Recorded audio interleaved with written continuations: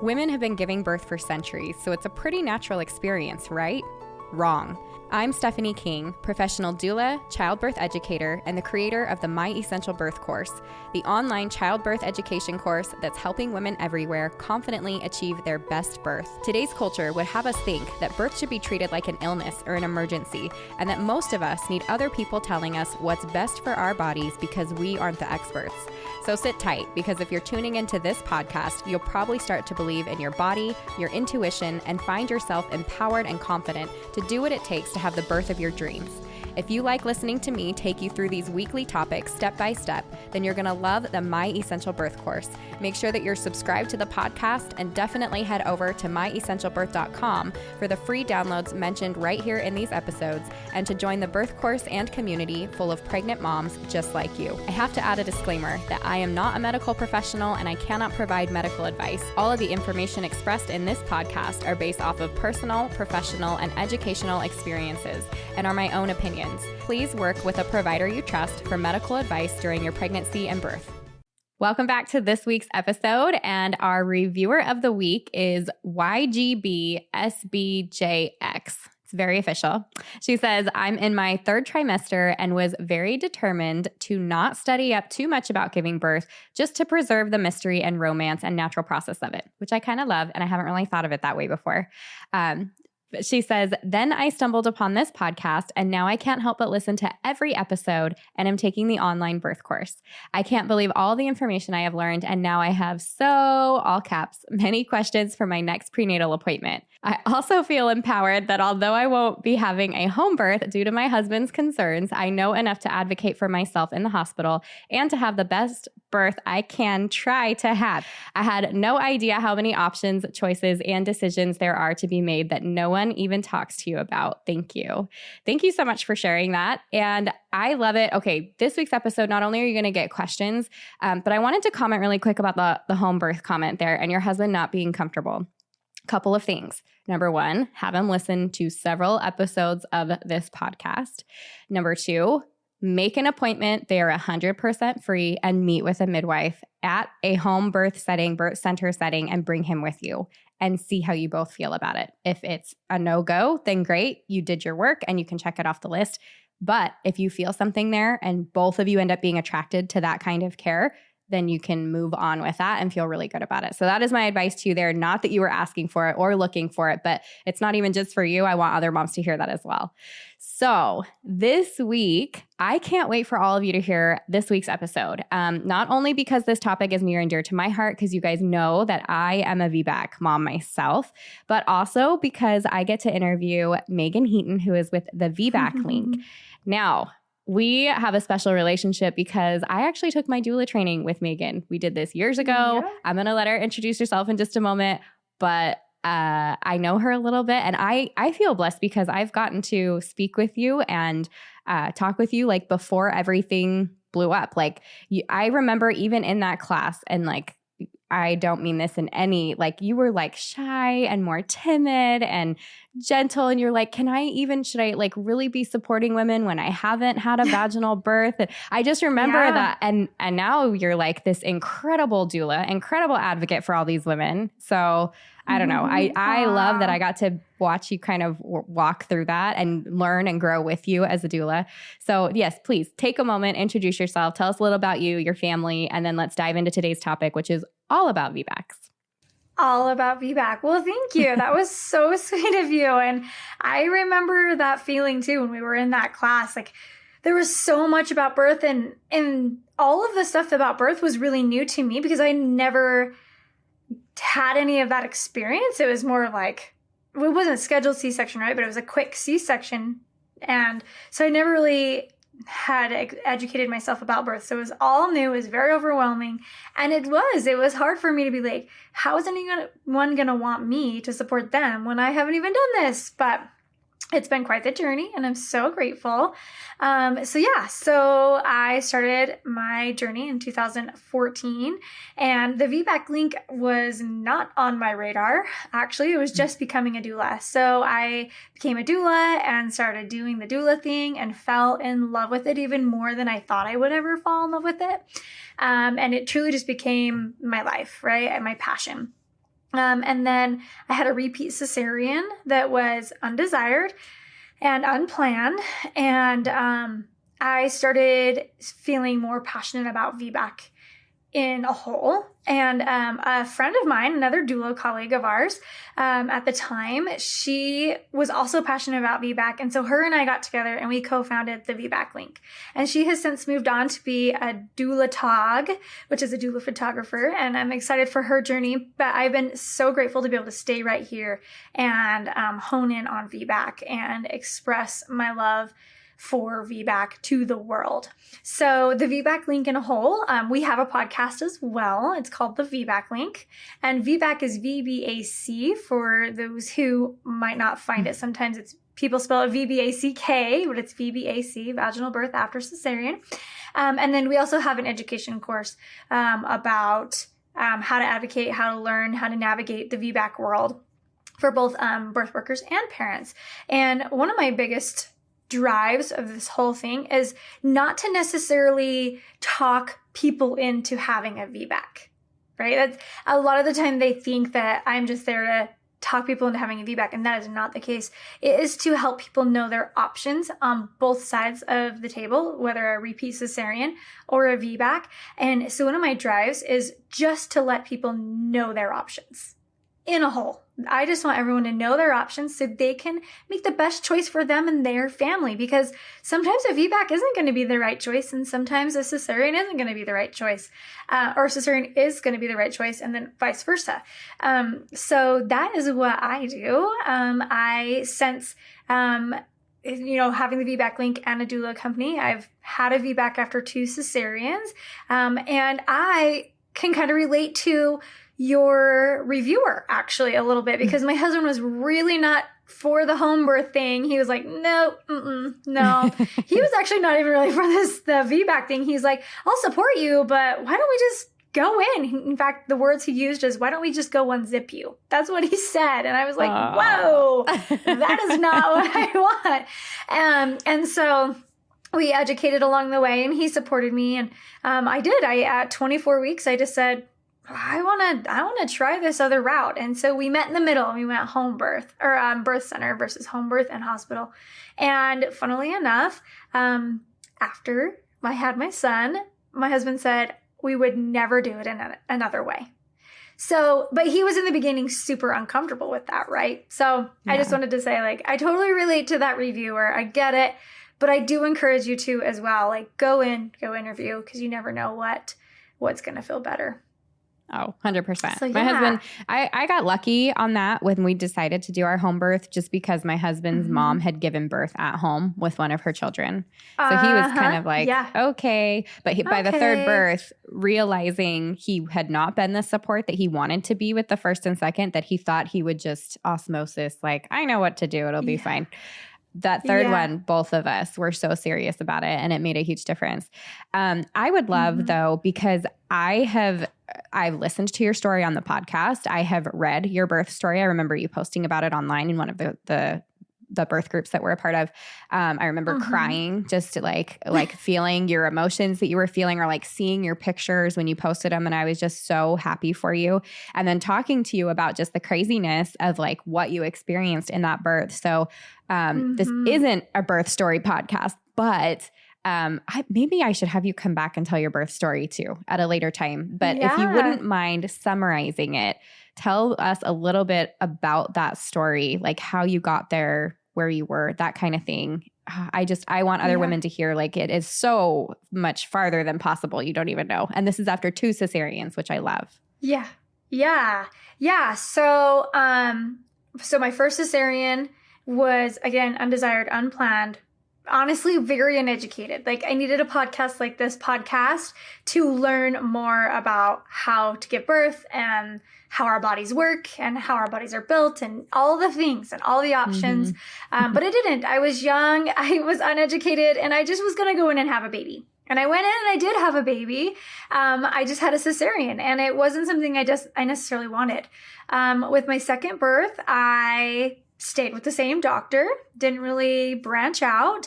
But at 36 weeks, I had a feeling that I should, but then I was like, I don't want to cheat on my doctor. Like, you know, it feels that way. He's taken care of me this whole time. He says I can have a VBAC. Like, why would I leave? He knows me. I know him. Whatever. And I wanted to hire a doula. And my husband was like, not really on board with the doula thing either. And so I stayed. And at 38 weeks, my water broke. And I unfortunately had my husband shoved in the corner and pinned against me. My doctor failed him with fear tactics, and it scared him, right? Because he wanted his wife and baby to be safe. And after a lot of pressure, I walked down for a second repeat cesarean.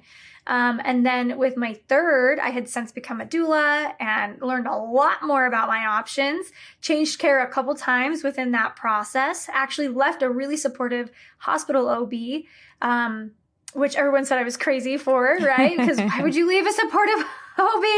But my heart was calling me somewhere else. And I couldn't deny that. The last time I denied it, it didn't go the way I wanted it.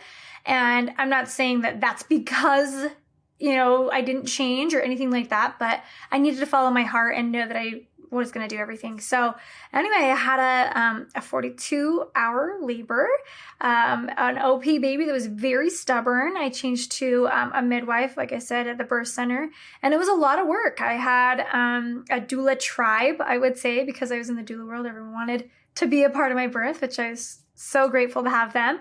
And yeah, it was an experience. We had to work really hard and long. And I can't say it was easy. I can't say, you know, it was a breeze, and I wish I could, but I worked hard, and we followed paths or steps along the path to make sure that I was okay and baby was okay and all was well. And yeah, I will never forget the feeling and hearing my midwife say, "Meagan, reach down and grab your baby." And I was like, what? And she grabbed my hands and guided me down. And I just remember feeling a head, like a little squishy head, and then sliding my hands down and feeling his shoulders. And she said, pull him up to your chest. And I pulled him up, and I will never forget. There wasn't a dry eye in the room. Everyone was just crying, and I was screaming, I did it. And maybe I was saying something to my doctor. I had a little message to my doctor that I needed to get out in the atmosphere. It was just such a joyous moment. And I think too, it even lifted me up even more to help people know their options after multiple cesarean, because there's very little research out there, especially after 3, because it's not really happening, but it is possible. And, you know, there are risks to some extent on both sides. And so you just have to decide what risks are comfortable for you. But yeah, it was a joyous moment and one I will cherish forever. I love that. And back to your point, like you had said, you know, this isn't about making or forcing someone to decide or even convincing them that like VBAC is the right thing for them. And I feel like you and I stand on the same pedestals for this, or not pedestals, but like soapboxes. Like, this is what we preach. I don't care which way you give birth. I care that you have the information, all the facts, and so that you get to decide, so that you're in charge of that. So I know for myself, it was the same thing with like bringing things home, having that support, like the way that you explained like this provider and how he treated you versus how you were treated. And it matters for how you like become a mother, how you step into that role. It matters for like future pregnancies. It matters for trauma, like it all of that, even your relationship with your husband, for Pete's sake, like it can be really challenging. So I love that you shared all of that. And I love that you're here standing like, yes, there are risks involved both ways. Like, there are risks to repeat cesareans and there are risks to VBACs. You choose your risk. You get to choose that. So you're awesome. Yes. I love it. Oh, well, thank you. Thank you. And yeah, I would love to share your story or my story. It's fun. Like, it's a fun story. It's a long story, but it's a fun story. And it definitely molded me even more.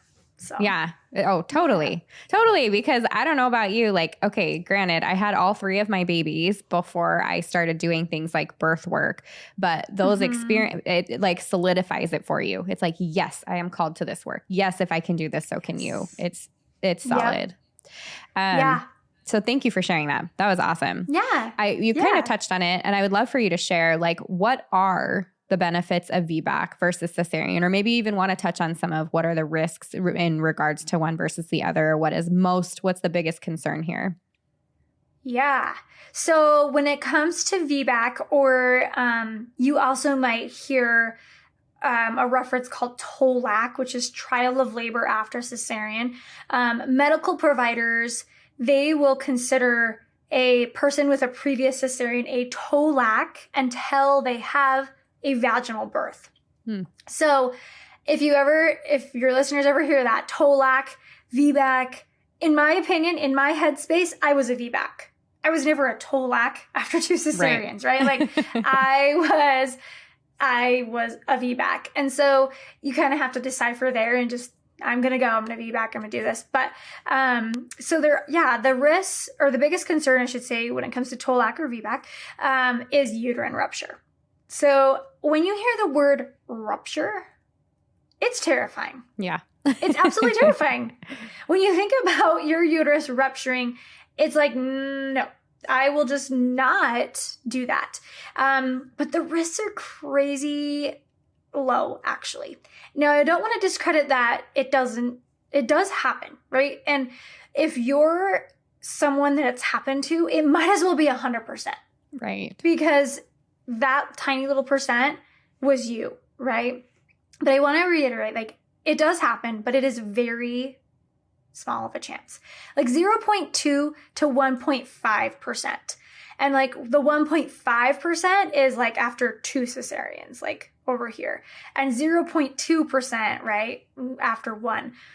So if you look at that 0 to 1.5, and even lower on some studies, it's quite low. Like we have a higher risk of getting in a car accident and dying every day than we do having our uterus rupture. Well, and what I think is important with that, and I'd love for you to touch on it, is there's also a risk of rupture without having a cesarean, right? There is. Yes. There is a risk of having a rupture without having a cesarean. That is true. And that's really small. Actually, I'm trying to remember, like, it's like 0.0045 or something like that, right? Percent. So it's still very minimal, right? But there's still a risk. We just never talk about it. Right. And sometimes these uterine ruptures that are happening are actually happening as a cesarean is being performed. So it's not necessarily we just go into labor and have a uterine rupture. It's we are in the cesarean and that's when it happens. There's a lot of pressure as we're having a cesarean and it can happen there. So I don't even know if there's anything out there showing, like, if it breaks it down on where those ruptures have happened in that labor. But it can happen during a cesarean as well. So it's so hard, but that's the biggest one that's talked about. And we have had, like, on my podcast, it's a birth story podcast. So we have a lot of VBAC cesarean stories, right? And like one of our listeners wrote in and she was like, my doctor told me I had a 60% chance of uterine rupture after 1. 60% chance. And she was like, so I didn't do it. And I've now had 4 cesareans and I'm learning all this information. And I'm mind blown. And she's like, and I'm devastated. Do I have a chance to VBAC after 4 cesarean? And that breaks my heart because she's not alone. No. She's not alone. Yeah. She's not alone. She's one of the very many that are being told you have a very high chance of rupture. And then it's not discussed. So we don't talk about the risks of cesarean. In cesarean, we have risks of blood transfusions and extreme blood loss. It's a major surgery. We have risks of hysterectomy, just like we do if we have risks in a VBAC. So VBAC and cesarean, they both have risks of hysterectomy.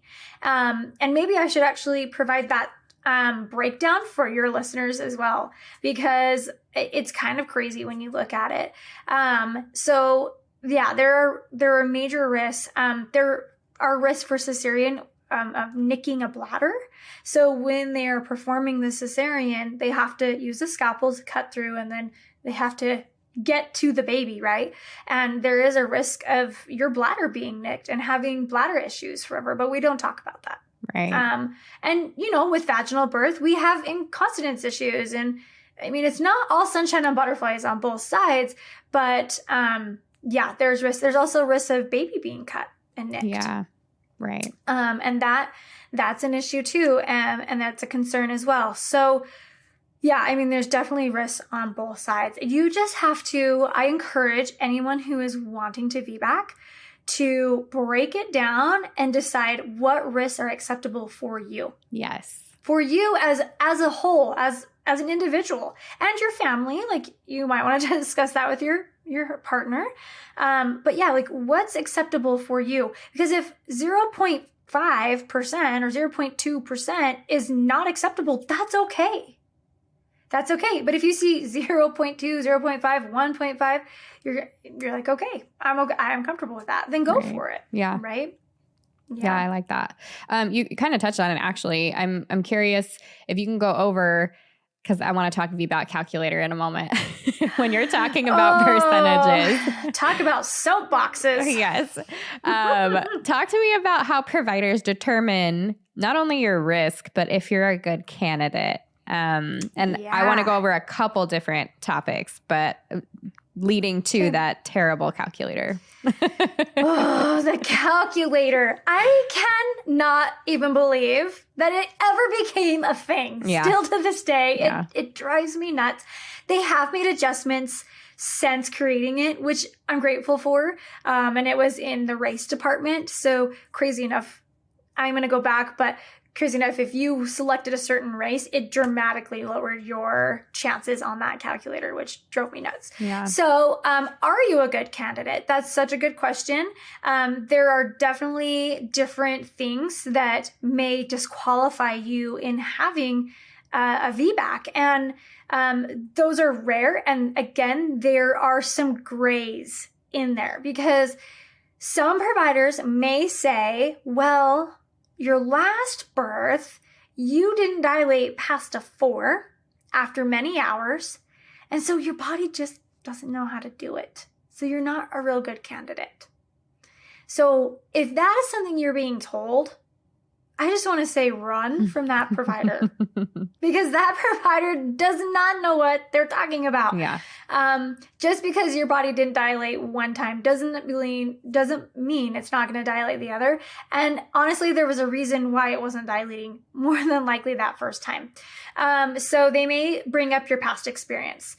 So past experiences that will maybe disqualify you with some providers, but I'm going to just say isn't a disqualifier. Mm-hmm. Does that make sense? No, that's really important. Yes. Are things like failure to progress, meaning your cervix didn't dilate, you stopped progressing, failure to descend, where your baby was coming down and just didn't make its full way out of the pelvis.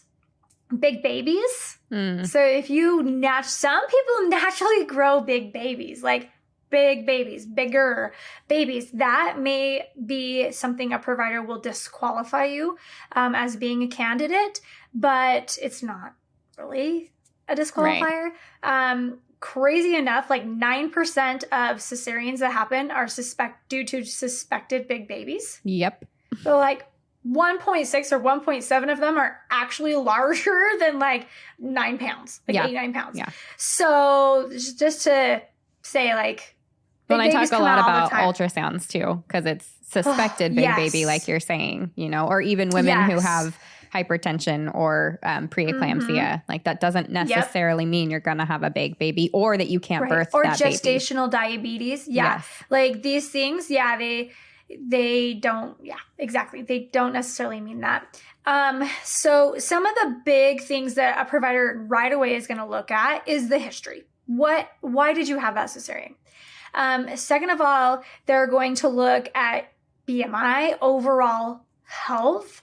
And they're going to consider you a candidate there as well. I had a podcast from a woman in Australia who has a high BMI, and the stuff that she went through was pretty crazy. Like plus size women are still able to have a vaginal birth, but you may be disqualified from a provider standpoint if you have a high BMI. Yeah.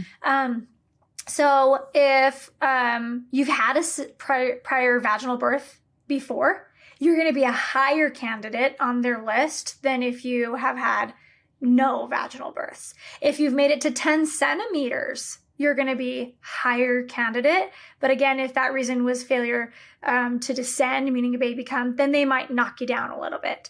A breech baby, a past cesarean due to a breech baby, they will say, okay, you're a good candidate. Like, there was no real reason that our body didn't work. It was just you had a breech baby. So yeah, you're a candidate for a VBAC. So they'll consider you a good candidate for that. Non-good candidates or less ideal candidates will be people who have placenta previa or accretus. So those are serious issues, right. We've got placental issues that may be reason for a cesarean. And sometimes the cervix can be covered by a placenta in the beginning. It's too close, but then through pregnancy, it grows up and we're good. So you may just need an extra clearance in the end, but that could be a reason why. Another concern, and it's rare again, but if there is something wrong with baby, like there's a health concern with baby, where it may cause too much stress or pressure, on the baby coming out vaginally. And some of those it sounds extreme, but it happens is where maybe organs are they're on the outside of the baby, or we've got some serious health issues with them, or same thing with mom. We had a woman that had fallen off of a horse and completely shattered her pelvis and had all these things. And so she wasn't necessarily a good candidate for a vaginal birth. Shattered pelvis is fine. They'll have more room. Yeah, right? You're like, wait, you have no pelvis. So she had like serious bars and screw. It was crazy. And so you may not be a candidate for something like that, right?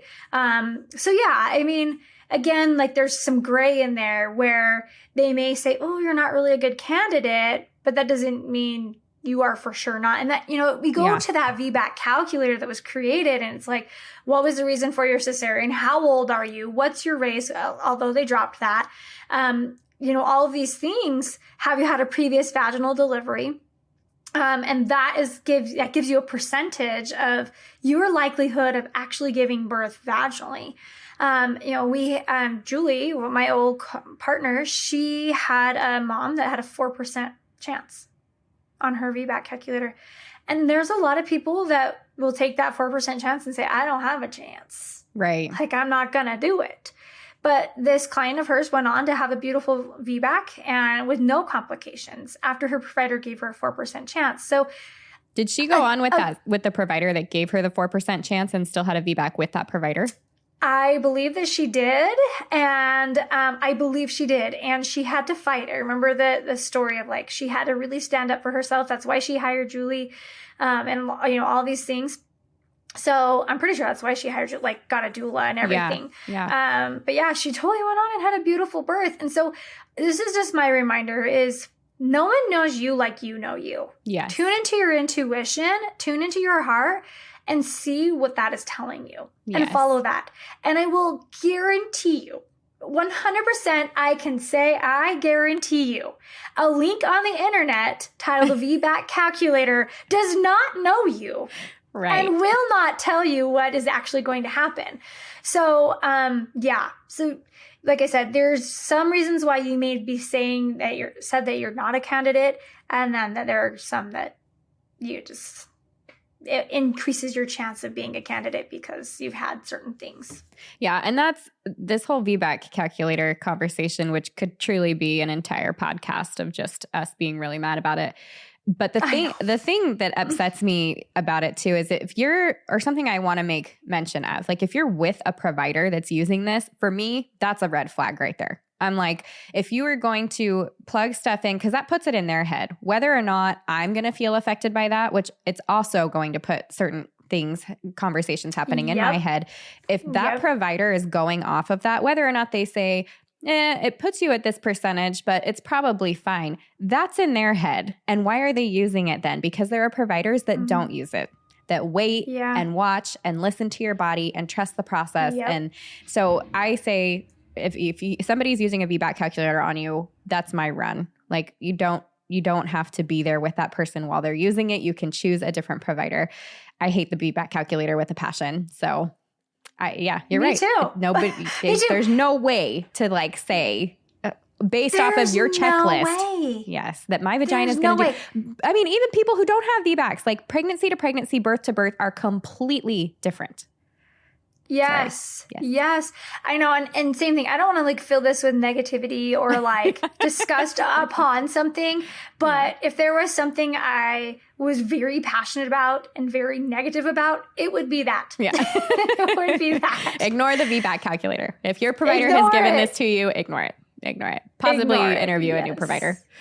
Okay. And ask them. Say, can we do the VBAC calculator on you? I want to see your percentage. Oh my gosh, that's hilarious. I want to talk about just for a moment, because this is something that comes up fairly regularly. And I actually I had a girl message the other day about it, questioning. In this particular case, she got pregnant 6 months out. So like, I know one of the things that like providers want is they want 18 to 24 months in between babies, like, or in between you getting pregnant, in order to have a quote unquote successful VBAC. But I want to talk about that because it says who? I'm like, the body is incredible. And to tell somebody, in her case, they were telling her, it puts you like, I can be as your midwife. I can meet with you during this time, but you'll have to deliver with an OB. Like, what does that do to a woman and why? For what purpose? So will you talk about that for a moment? Yes. Yeah. So this is probably, if I went through our inbox, it would probably be right there at the top. Of one of the most common questions that we get is, oh, how long do I have to wait? Or am I really going to have to have a C-section if I get pregnant before 6 months or after, just at 6 months? So the hardest thing is there are a lot of studies out there, but they're not that big and solid. And so there's one study that shows that from 6 months is like your max cap, like duration of healing. Like you're not necessarily going to like get any stronger at that point. Like your body has healed. And so they're saying like, you're fine. At 6 months on, you're fine. And then there are some studies that show like you have a significant higher chance of rupture if you do get pregnant between 6 and 18 months and you get pregnant in that earlier window. And so I don't necessarily believe that like if you got pregnant 8 months after you had your baby, you're gonna rupture 40%. Like I don't necessarily believe that, because like you said, like our bodies are amazing. They heal, like they know what to do. Yeah. Right. So, but some studies may show that you may increase slightly if you get pregnant before that 18 to 24 month mark. So most providers will say 18 to 24 months. That is it. Do not get pregnant. It's serious. It's serious. It's serious. But we know so many people that do.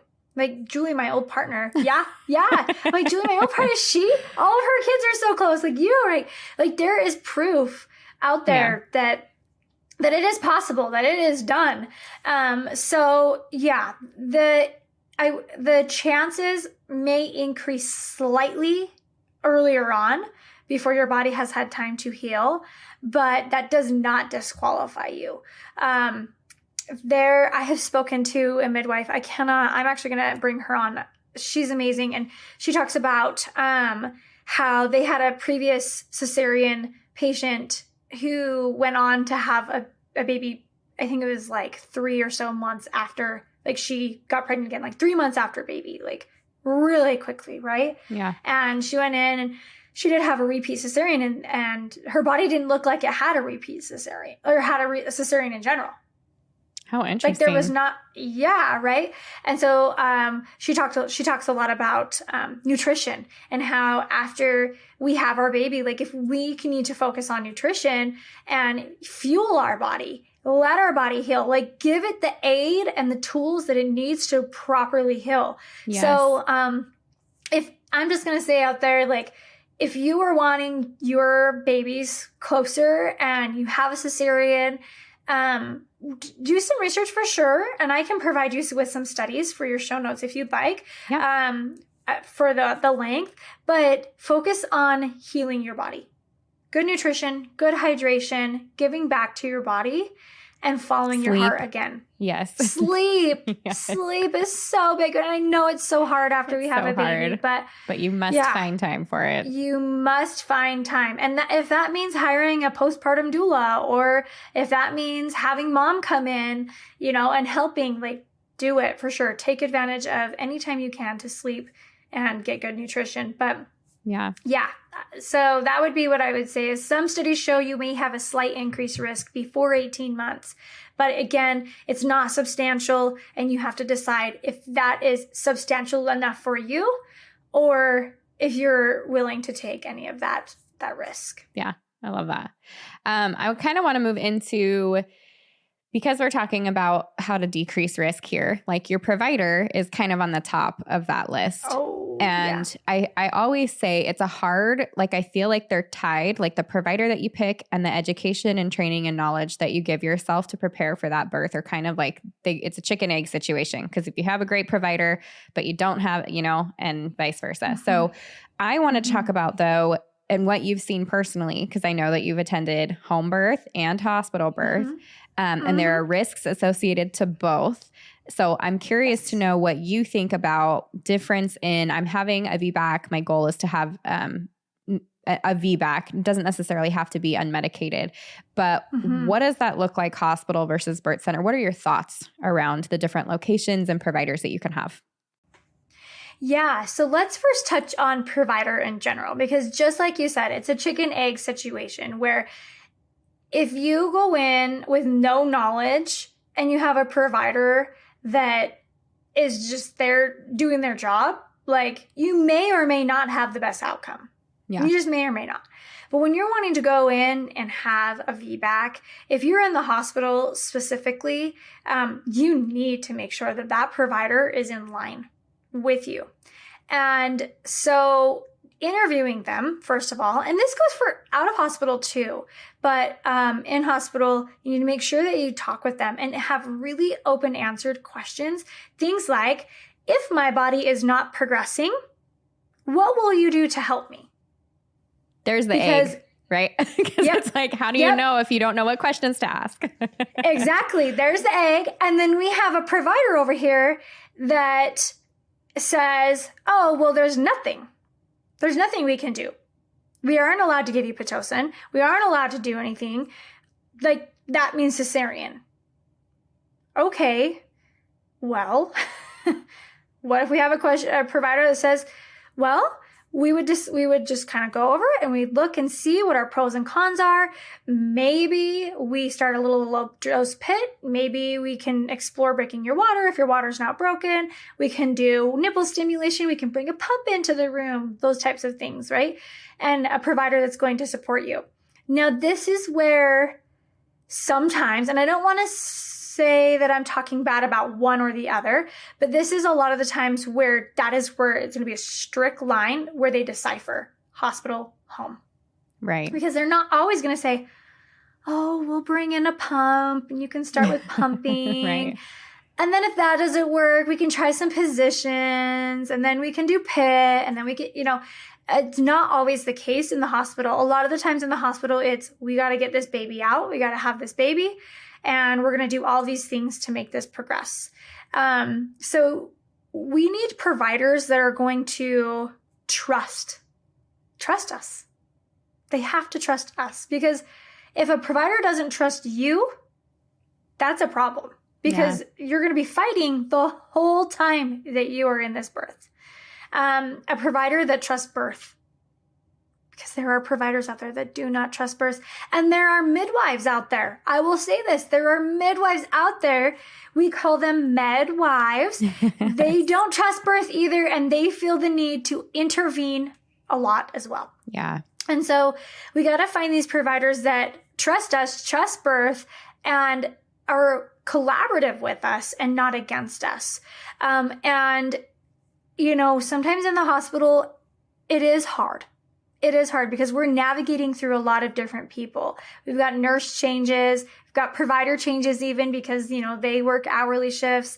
There's a lot going on, and that can really throw us off as well as birthers because it's changing up our space. And sometimes a space change can be wonderful, and sometimes it can be detrimental for us because it pulls us out and we can't get back in. Right. When we talk about home birth, you know, I feel like home birth is a lot slower, as in a sense of like, not like 12 hours to 14 hours necessarily, meaning like slower paced, a lot less pressure, a lot calmer, a lot more moms leading. We're here following and supporting, right? Yeah. And so that can happen more at home than it can in the hospital. Like, over the years, I've been doing this for a very long time. Over the years, I will be super honest, I have struggled seeing the system treat people the way they treat them. Okay. Yeah. And again, I'm not against hospital birth. I mean, 95% of our clients are at hospitals, but sometimes I hate the fight that they have to fight. Yeah. So you really want to make sure that you're educated and you have that supportive provider that's going to back you and truly support you. And, you know, I mentioned at the beginning, I changed from a supportive provider. But why? Why would I change from a supportive provider, right? But in the end, I felt that my provider was going to be trumped by hospital policy. Yeah. So I want to point out that even if you have a supportive provider, it's really important to learn the hospital policies on top of that, because their hands can sometimes be tied. Yeah. And it's not that they don't want to help you. It's not that they don't desire that. It's that they can't, because they're liable and they have insurance issues. You know, they have all these things that we don't see. They're under this umbrella as well. So if you have a history of long labors, if you have a history of failure to progress, if you have these histories, you may want to explore a home birth or a birth center birth where you have more time, where you have more leniency. And midwives at home, like, they can use things, they can use pumps, they have homeopathics, there's things that they can do to help you. You don't have to have something administered into your IV. Yeah. So I don't necessarily know if I answered that exactly the way you asked it. That's great.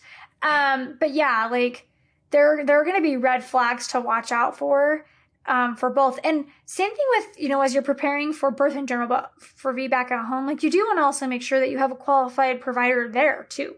Right. Right. Because we mentioned there are risks to VBAC as well. So you want someone that knows the risks of VBAC, that knows the signs of uterine rupture, that knows how to get labor progressing if it's not progressing. So you want to make sure that you have that good provider as well. Yeah. And I mean, I've certainly shared it here before, but I would have been the classic with that third birth. I would have had a cesarean if I were in a hospital setting. Mm-hmm. Not only was the hospital in my area not supportive already, even though I had a VBAC while we were overseas in Germany, but I came and they were like, oh, we don't really care about the VBAC. You've had a cesarean before, so just plan for another cesarean. And I remember thinking, like, are you out of your dang mind? Like, I know it's safer. I know my body can do it. Like, there's no way. And then my labor, like, I have prodromal labor for like a week. And then my labor, like, my contractions were never closer than about 6 minutes apart that entire birth, which was new for me too. But do that in a hospital setting. Before I hit transition, I took a 45-minute nap and I had 2 contractions. Do that in a hospital setting. It doesn't happen. I pushed for 4.5 hours. Like, everything would have said, she something's wrong, her body's not working, let's get in there. And instead, I had people that were like, you're doing fine, can I get you a drink of water? Do you know, like, yeah, you're safe, it's okay. And then sure enough, I birthed my baby, you know. So it makes a huge difference. Same. I do believe that I would have had a repeat cesarean with my third. I do believe that wholeheartedly. And I don't, again, it kind of comes down to, I don't know if my provider would have been the reason why, more as the policy of the hospital. I mean, my water was broken for over 36 hours. Yeah. Yeah. You can look at that and you're like, oh yeah, for sure. Somebody would have called it. Yeah. Safety. Yeah. Well, and I was like 4 centimeters forever. And then I was 6 centimeters for a long time, and 6 centimeters active labor, right? And water's broken. So they would have said, oh, failure to progress. Like, I would have been deemed or labeled as failure to progress. And they would have had evidence-based to prove it. Sure. Yeah. All the things against you saying, no. Care. Exactly. Yeah. Yeah. So yeah, it's so hard, but you have to follow your own heart. But there's definitely a difference. And I do tend to see some cesareans. Okay, I do see cesareans that were completely unnecessary in the hospital, and that I do believe would have gone vaginal in home. Yeah, I too. And that's the hard part of being a doula and not the provider. You're not in a position to really take over and take care of anything. It's why it's so important to we train up those moms and stuff. But the truth is, once you're in there, this is what you have to deal with. And we take a back seat. We're there to advocate or help you advocate. We're there to help support. We're there to do all that stuff. But in the end, you've got to set up that birth team. Just so good for yourself. Well, thank you, Meagan. This is awesome. Before you go, I do want everybody to know where they can find you, where moms can access you for more information on VBAC, or if they have personal questions that they want to send to you, or how to connect with you on social media. But two, Meagan is really awesome, and she is going to give us a downloadable PDF cheat sheet for you guys. So I'll let her talk about that. So mention all of your things before we jump off. But I just want to thank you for your time. This has been excellent. Thank you. Yeah, I feel like this is a topic. I mean, we could do part 2, 3, 4, 5 probably. There are so many things out there, so many questions. So one of what we were talking about, one of the biggest things that you can do to up your chances of having a vaginal birth after cesarean is finding that supportive provider. And sometimes it's hard to know what to ask and what to look for. When I was looking for my second, I was interviewing providers, and I was asking things like, do you support VBAC? Do you have patients that have VBACs? Are you cool with VBAC? Those types of things, right? Sure. I mean, those were the answers, right? And I soon realized, as interviewing with my third, which I seriously interviewed 12 providers. It was kind of crazy. I love that. Yeah. And I started interviewing before I even got pregnant. But there are serious questions that you could ask that can change their answer and help you know if they're really supportive or not. And so I want to provide that to you guys, a cheat sheet of questions. And then let's do a checklist of, is your supportive, your provider supportive, some red flags, like a red flag cheat sheet. Because I will say this, sometimes they answer all the questions correctly, all of them. And they're perfect. And you're like, yes, I found my provider, all is well in the world. And then at 36 weeks, they're like, hey, let's do that 3rd trimester ultrasound. And you're like, whoa, what? Oh, your baby's looking big. We might want to schedule a repeat cesarean, right? And sometimes it's not even a repeat cesarean. It's a first cesarean. Sometimes this is like a first-time mom. Oh, your baby's looking big. Let's do this, And so we have cesareans due to suspected big babies. So I want to provide that for you guys. So whether you're not a first-time mom, a second-time mom, a third-time mom, a VBAC mom, whatever, then you can take those and help find your provider, your supportive provider for you, because it is so important no matter what type of birth you're wanting. That's awesome. So okay, and then tell everybody where they can find you. I want to give them all the links. And these will be, for you guys that are listening, the downloadable PDF and all the links that she's going to mention. There'll be an Apple podcast. If you just scroll down, you can click on any of those. But if you go to myessentialbirth.com/podcast, this will be the episode for this week, and you can click on it, and all the links are at the bottom. Perfect. So I'm everywhere. Just like you, I'm sure. Facebook, the VBAC Link the VBAC Link, and we have a private group on there called the VBAC Link community, where it's people with like-minded desires wanting to learn more about VBAC and find a community in their area, or even someone who can relate to them and had previous situations. Instagram, the VBAC Link, just VBAC Link. We're on Pinterest, YouTube. There's videos on YouTube, TikTok, the VBAC Link. And then the podcast is the VBAC Link. And perfect. All the places. Yep. And our website is thevbaclink.com. So if you search the VBAC Link, you should be able to find us. Find it's them. pretty, yes. The only thing that's different is the VBAC Link community on Facebook. And I want to mention too, for our cesarean birth moms, we also have a CBAC Link community where you had a cesarean birth after cesarean, whether it be planned or not planned. We have a support group for that as well. Oh, that's awesome. I didn't even know you guys had that. That's very cool. Yeah. Very cool. Well, thank you. I'm grateful for your expertise. I'm grateful for your friendship, for your incredible birth story, for you serving my community, all the things. And I hope we can do this again soon. Yes, let's do it. Thank you. That's it for this week, but make sure you subscribe to the podcast so that you get notifications first as I drop a new episode every week. And don't forget to head over to myessentialbirth.com for all of the free downloads mentioned here and to join the birth course and community serving pregnant moms just like you. If you enjoyed this and other episodes, I would love it if you would take a few minutes to leave a review on Apple Podcasts. I read every single one and include one at the beginning of each episode. See you next week.